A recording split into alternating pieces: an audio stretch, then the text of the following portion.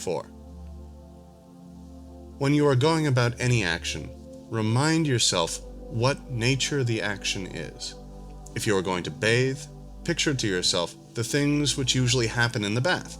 Some people splash the water, some push, some use abusive language, and others steal.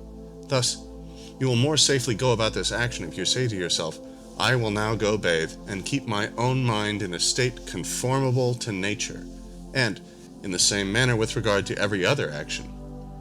For thus, if any hindrance arises in bathing, you will have it ready to say, it was not only to bathe that I desired, but to keep my mind in a state conformable to nature, and I will not keep it if I'm bothered at such things that happen.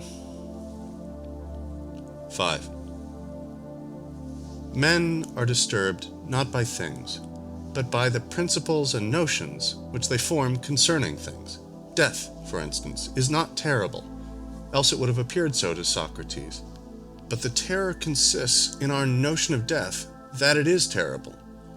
When, therefore, we are hindered or disturbed or grieved, let us never attribute it to others, but to ourselves, that is, to our own principles. An uninstructed person will lay the fault of his own bad condition upon others. Someone just starting instruction will lay the fault on himself. Someone who is perfectly instructed will place blame neither on others nor on himself. 6. Don't be prideful with any excellence that is not your own. If a horse should be prideful and say, I am handsome, it would be supportable. But when you are prideful and say, I have a handsome horse, know that you are proud of what is, in fact, only the good of the horse. What then is your own? Only your reaction to the appearances of things. Thus, when you behave conformably to nature in reaction to how things appear, you will be proud with reason, for you will take pride in some good of your own. 7. Consider when, on a voyage, your ship is anchored.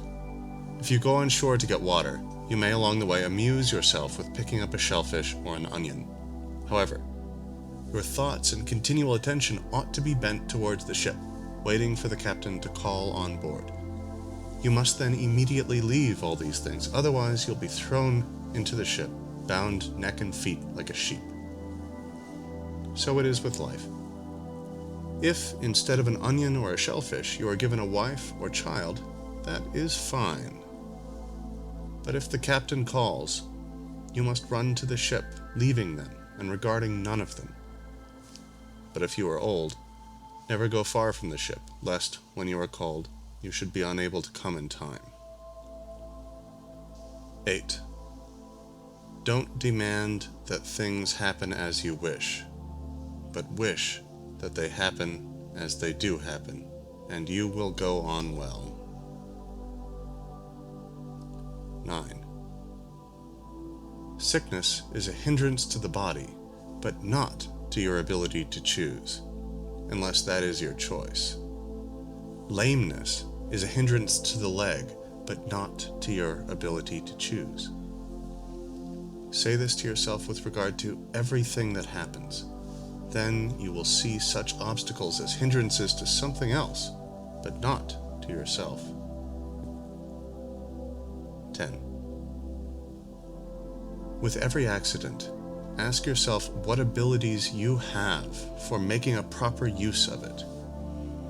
If you see an attractive person, you will find that self-restraint is the ability you have against your desire. If you are in pain, you will find fortitude. If you hear unpleasant language, you will find patience.